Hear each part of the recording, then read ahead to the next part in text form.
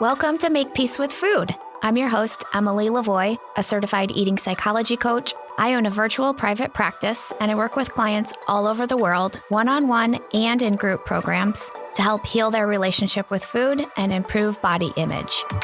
Here at Make Peace with Food, we believe food is not your enemy, that eating should be fun and bring you joy and pleasure, not stress and guilt. To keep this a safe space, I will try my best to avoid mentioning numbers like calories and weight, as well as other potentially triggering content, but you know yourself best, so please avoid any episode topics that may not feel helpful to where you're at in your healing journey. This podcast is for educational and entertainment purposes. It's not a replacement for medical or mental health advice, diagnosis, or treatment, nor does it provide a client or patient relationship. Consult your own provider on any changes you're thinking about making.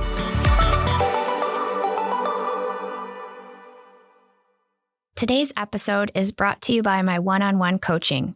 If you're curious about becoming a client and want to learn more about what it looks and feels like to receive support in healing your relationship with food and improving your body image, go to my website, emily-lavoie.com, to schedule a free 30-minute Zoom consultation. Welcome to episode 19.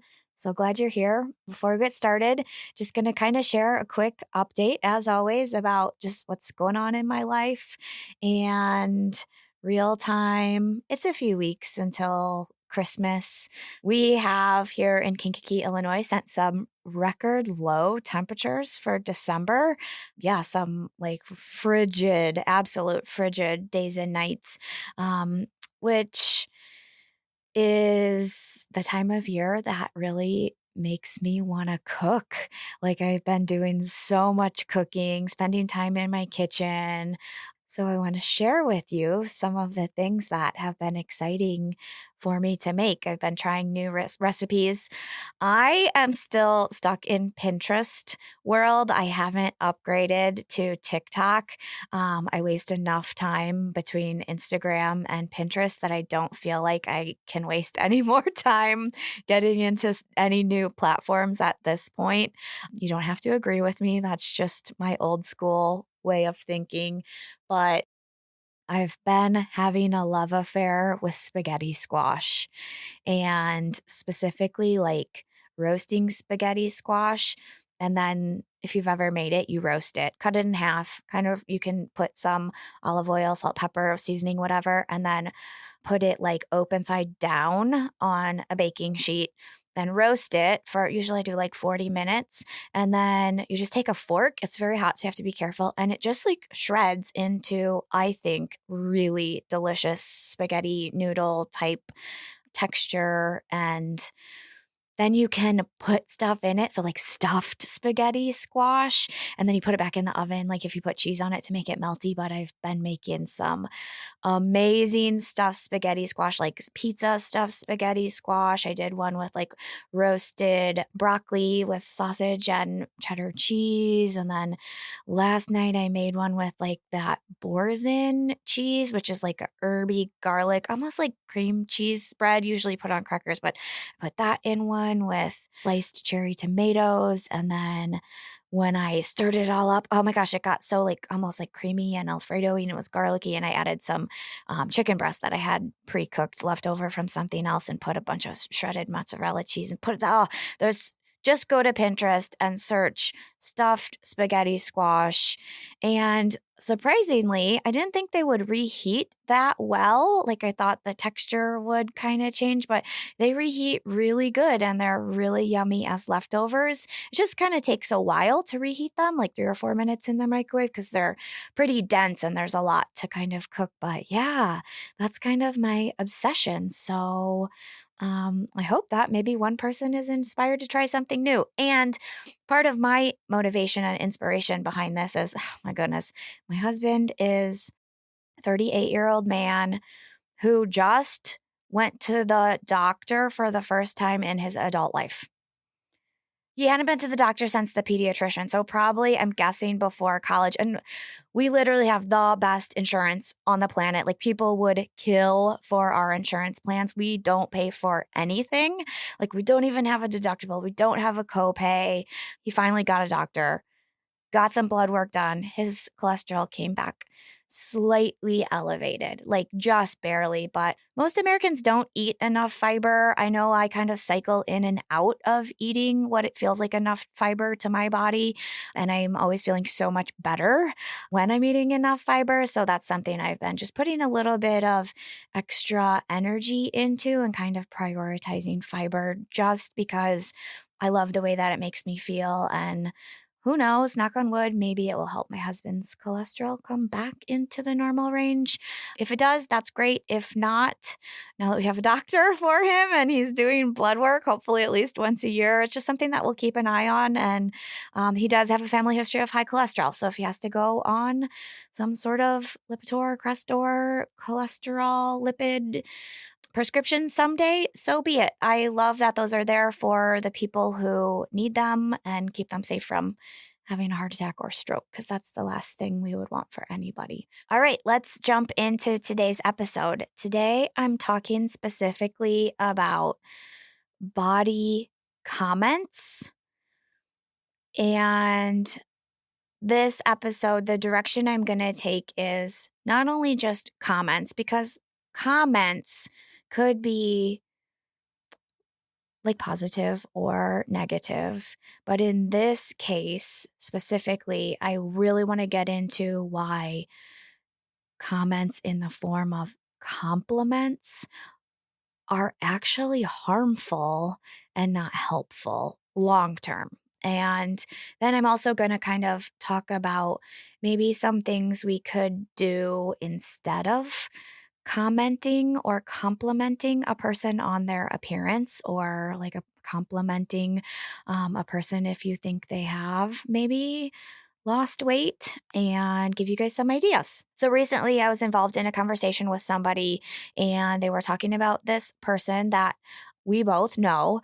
And the person I was having the conversation with was saying, what a nice body this other person has. And oh, wow, she has. And I'll say that she does, according to the impossible beauty standard and according to, just like what we are conditioned to believe is desirable for a woman, this person checks a lot of those boxes. And so somebody else in my life is talking about this person's appearance and how ideal it is, and how, wow, she's got great legs, and like, wow, women, it's not often that we see a woman with like such defined like muscle definition in their arms and in their legs, and wow, what a small waist. And I'm gonna tell her that I think she's got great legs, and I'm like, you might not want to. And this is why when you make, a comment or a compliment like this about a person's body, it can be harmful. So I hope you guys are all picking up what I'm putting down, and I've like laid out a good picture. So first of all, what I said was, you don't know what you're complimenting. Like the person that you think has such a nice body and, meets all of these impossible beauty standards, this person could be struggling with like exercise abuse, compulsive exercise, where they're ultimately like using exercise. It's jokingly called exercise bulimia. That's not like a real diagnosis, that's in the DSM, but like people who work in my line of work, we kind of use that phrase because we know what we're talking about. But using exercise as a form of purging calories, which could be spending obscene amounts of time at the gym doing cardio, obscene amounts of time doing strength training.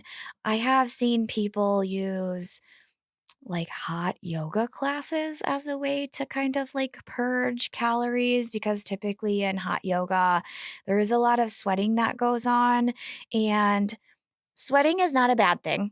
Sweating is one of the ways our body rids itself of toxins, but when we sweat, we need to replenish the water as well as the electrolytes or sodium that's lost through sweat. So like I'm trying not to say this in a triggering way or give somebody like ideas of something that they can do, which is challenging to talk about disordered things because the last thing I would ever want to do is like feed somebody's disordered or feel like I'm accidentally or unintentionally encouraging disordered behaviors. Okay, let me give you an example of like real life thing that I learned about in college. So I was a collegiate athlete, and when the football team would be practicing outside in the summer in the heat, every single person had to weigh in before practice. And then at the end of practice, they had to weigh in. And however much weight was lost during their practice, primarily through sweating, they had to replenish with Gatorade until they met a certain weight. What am I trying to say? When I was super disordered and weighing myself way too often, and that number was dictating so much of my mental energy, I guess anytime the number went down in my head, that was like, I roll, quote unquote, good. And if it went up, it was like, quote unquote, bad. But like, if the number on the scale happened to go down because you did a lot of sweating in a hot yoga class or at the gym or outside, doing yard work, like it would be really easy to think like, oh, quote unquote, good, I lost some weight. And it's like, no, you just lost some water weight, which means, you're maybe dehydrated, and being dehydrated is actually a negative thing for your metabolism. And like, I guess I just wasn't wrapping my mind around this when I was not highly educated on these things and like engaging in severely disordered thoughts and behaviors that like anytime the number on the scale went down in my head, it was like, oh, I lost like body fat. And it's like, no, you lost water weight, or like you went to and used the restroom. Like you didn't lose body fat. Yeah. So you just never know what you're quote unquote complimenting on somebody on. Like somebody could be eating less than enough food. Somebody could be struggling with an eating disorder, and that maybe their body is, checking these beauty standard stupid ideals that are really harmful, and they're engaging in lots of disordered behaviors, which like when you're complimenting them, you're almost just encouraging them to continue engaging in their sickness.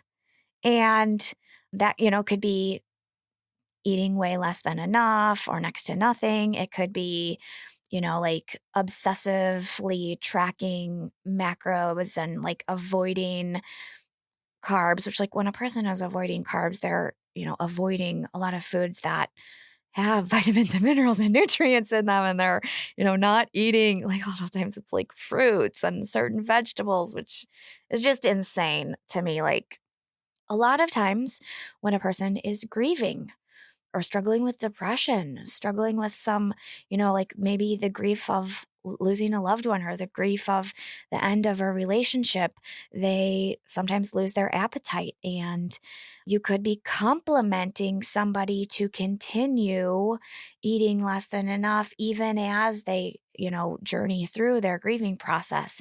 And it really gives this message of, like, if you read between the lines, like what you're saying that you're not saying is like, I'm paying really close attention to your body, which just feels icky to me. And I've said this before, like a little bit shallow, because I don't think a person's appearance is the most important thing. And you're giving a person's appearance so much power and energy.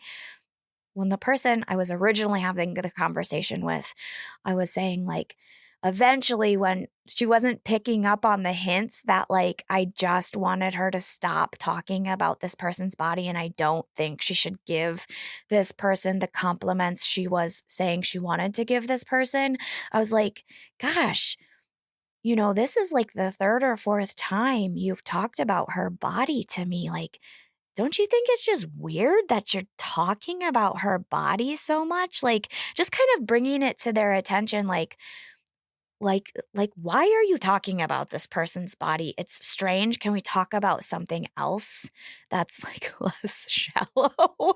But a lot of times when a person has an illness, so maybe a person got diagnosed with cancer or they're struggling with like a major health concern, a lot of times when a person loses weight, it's like a major red flag that, oh, there could be some underlying thing going on with your health that we need to dig into to find out why you're unintentionally losing weight. You don't want to be complimenting a sick person who's struggling with maybe serious life-threatening illness or disease on their weight loss because, like, okay, you're complimenting that they have cancer?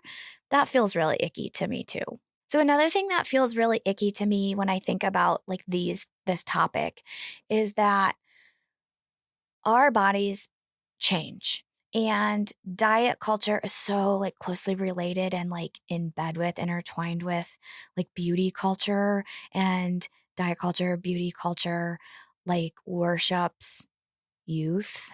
And as we are getting older, our body is going to change and we're going to get farther and farther away from the beauty standard because that's just what happens, because it is so intertwined with like a youthful appearance. And really, when a person is like anti-aging or fighting the aging process, they're fighting an impossible uphill battle because we can't stop ourselves from getting older. So when a person is giving somebody a compliment on, say, how nice their legs are, there's a good chance that down the road at some point in their life, their legs are not going to look exactly the same as they do now because our bodies do change. And kind of like when you read between the lines and when you look at what you're saying or when you look at what you're not saying, it's like, I value you and your appearance now. And someday, if you don't look like this, I'm going to value you less.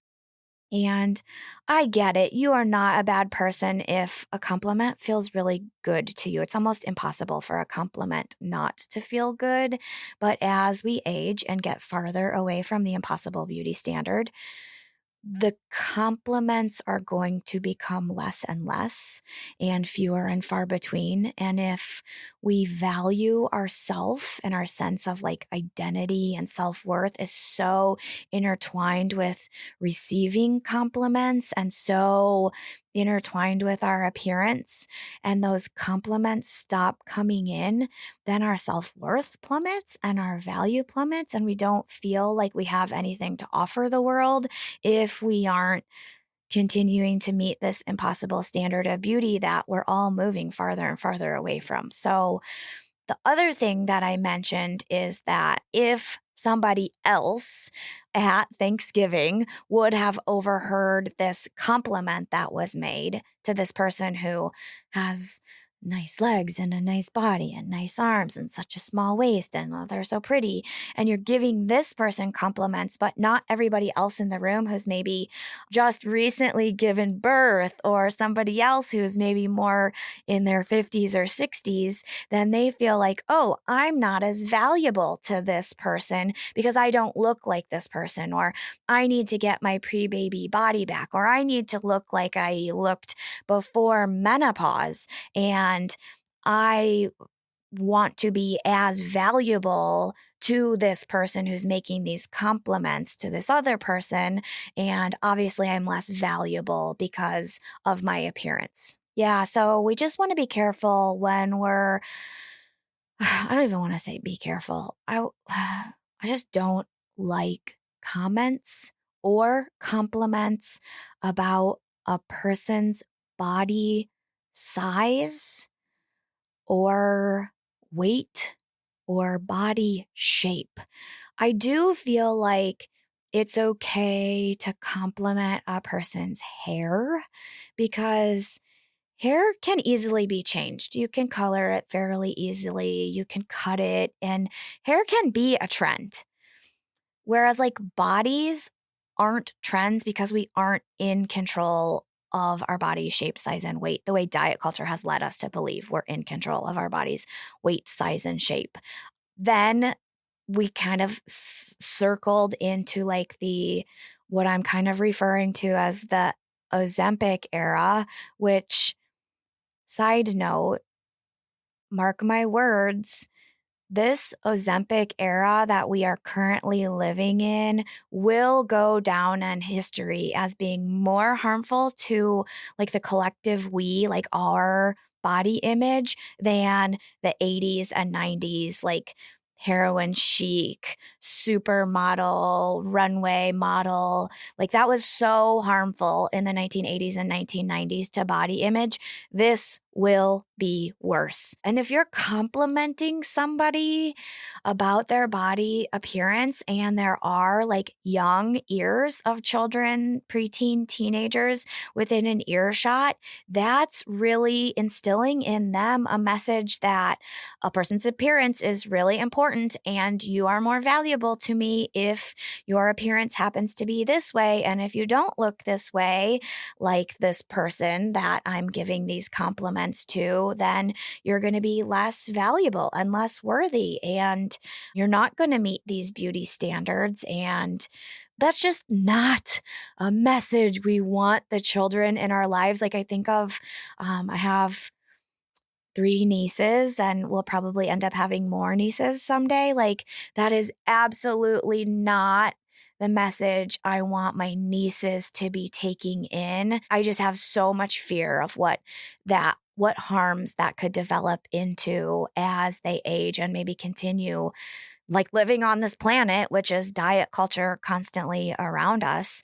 Almost like if you are not purposely and actively trying to build self-worth and positive body image in children, they are accidentally and just by default going to develop negative body image and have their value and their self-worth and their appearance so intertwined where I know when I was really sick, I felt like I was of no value if I wasn't receiving compliments on my appearance, if that makes any sense. So kind of circling back, like I was talking about how like, yeah, you can give somebody a compliment on like if they recently, got a different haircut or a different hair color. Like, yeah, go ahead and make a compliment because that is easy to change and that can change quickly. And hair can be trendy where like body trends. It just shouldn't be a thing. Bodies should not be trends because we aren't in control of them. But like if you feel like someone has on a great outfit and you want to give them a compliment, like, yeah, say like, that's such a great outfit on you, or wow, I love your sense of fashion or your sense of style. Like I never would have thought to put polka dots with plaid, or like that's such a like those earrings are so fun. We want to kind of avoid when we're talking about maybe hair or clothes, like, oh, it's such a flattering haircut or a flattering outfit, because flattering typically translates into slimming. We almost never use the word flattering if we're not talking about it makes you appear thinner than you are. Like, so if somebody were to say such a flattering haircut, typically it's like, oh, it makes your face look thinner than your old haircut, and thinner in the person giving the compliment would be like what you're saying that you're not saying is like thinner is better, and I value you more with this haircut and thinner face than I valued you with your old haircut when when your face appeared less thin.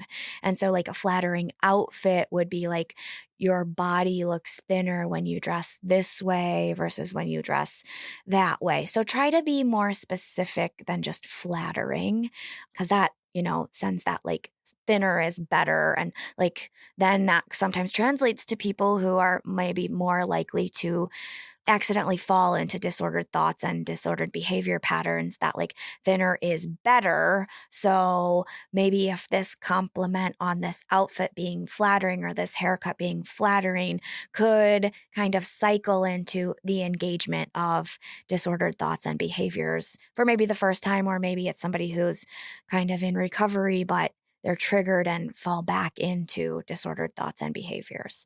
But yeah, it's okay to say like, wow, I love those earrings, or that color combination is so creative.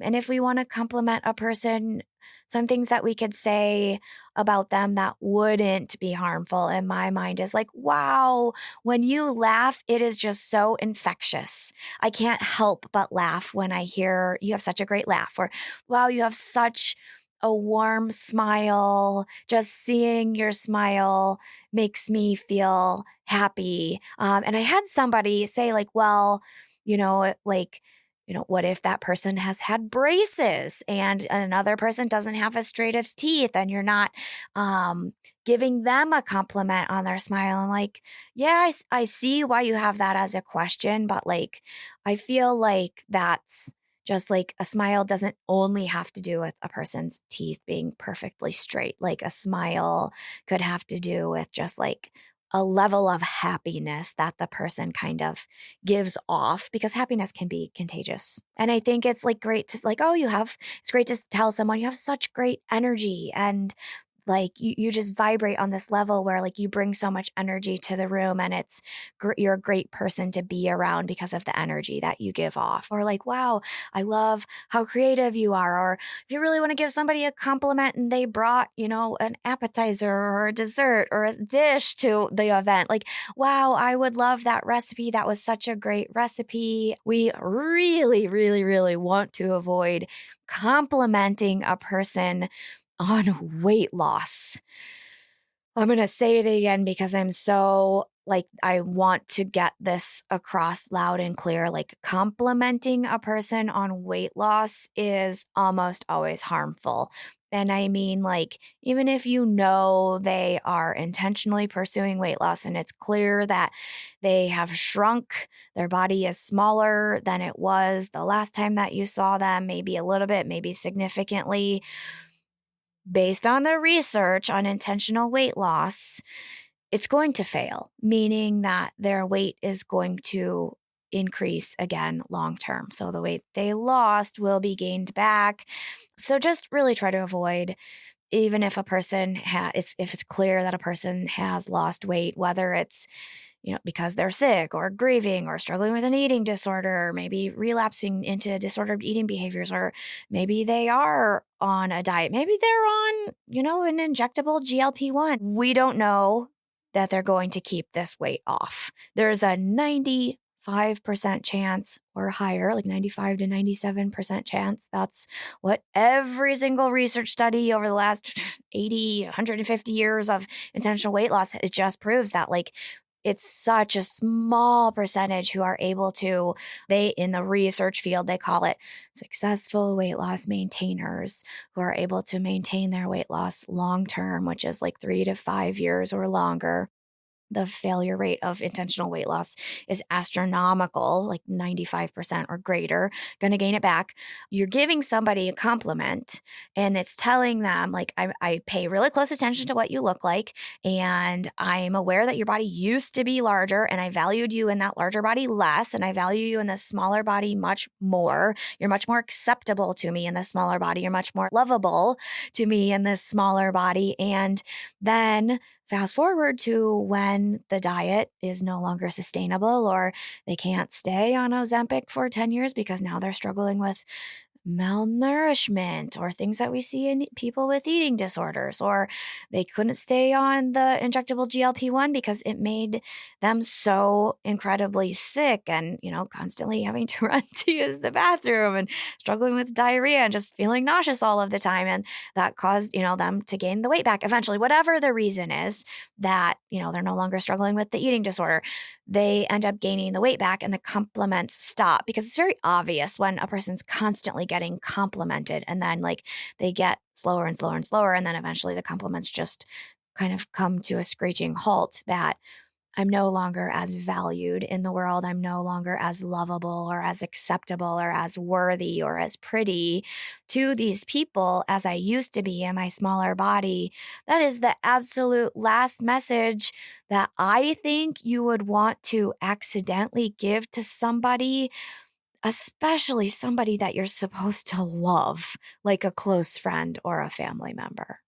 Okay, so if you are listening to this and maybe thinking like, "Oh wow, I'm in a relationship with, this significant other, my partner, like maybe you're married or not, whatever, it doesn't really matter." And you're like, "I really want to give them compliments, but I've been complimenting their appearance a lot." And maybe that's, oh, like I would never want to be harmful, like long term doing harm. Like, so what should I be saying and, doing with my significant other?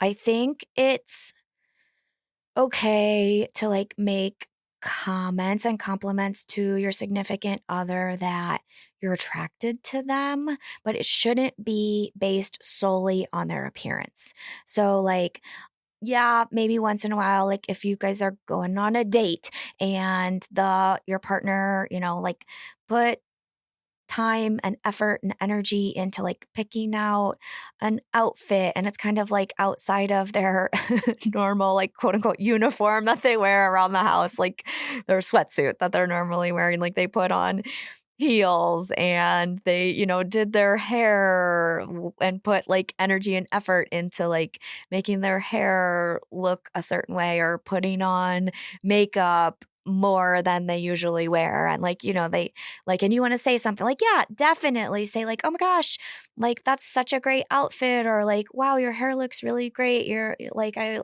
like, you look so pretty with makeup on, but you also look pretty to me without makeup. And I still find you attractive even when you're in your sweats and you just woke up in the morning." And we also want to make sure that we're complimenting things that aren't just appearance related. Like, "I love the way you decorated this room. I love watching you be a mother or a caregiver to our child. Like, I just have so much love for you when you're taking such good care of like the household needs and helping me out. And like, I appreciate what you contribute to our household." So I hope that you find that helpful. Like, yeah, it's okay to make some comments that your significant other knows that you find them attractive for their appearance, but also you're attracted to things about them that aren't just appearance related. And like basically, yes, I like how you look, but that's not the only thing I love about you. I love you for all of these other reasons as well. And I value you for all of these other reasons as well. So things that are like deeper than surface level, because I feel like appearance is more like a surface level thing. Like, I love you for your heart, and I love you for your character, and I love you for everything else, not just your appearance. Because actually, I feel like we become very like used to a person's appearance at some point, like the science of habituation. We just get used to the way a person looks. And if the only reason you chose them to be your partner was because of how they look, like eventually when you like get used to that, gosh, I hope they have a good personality, because you're stuck with their personality forever, even after you get used to how they look. And please don't pick a partner based solely on their appearance, not their personality. Okay, I think that's all that's on the top of my head about this topic. I hope you found it helpful, and I hope it, like more than anything, I hope it just made your wheels turn and kind of like, I hope you learned about why it might not be the best thing to be constantly complimenting a person's appearance and how that ultimately could be harmful in a way. And really, I hope it gave you some ideas of, if you do want to say something nice to somebody, some other ideas that you can say outside of strictly just appearance related. So have a great day. Bye. That's the show. Thanks so much for listening. If you enjoyed it, I'd be so grateful if you take a minute to follow or subscribe to the podcast and leave a rating and review on Apple, Spotify, or whatever podcast platform you're listening on. It helps others to find the podcast and continue spreading this important information to more people who need to hear it. This podcast is made possible by paid supporters at patreon.com/makepeacewithfood. They're truly what keep this show going so that I can pay my assistant, editor, producer, and allow me to keep sharing all of this content and doing this important and needed work with you all. Go to patreon.com/makepeacewithfood to sign up for as little as $3 per month. Make Peace with Food is hosted by me, Emily LaVoie. It's produced and edited by Jake Lamore at Pathfinder. Thank you so much for your support.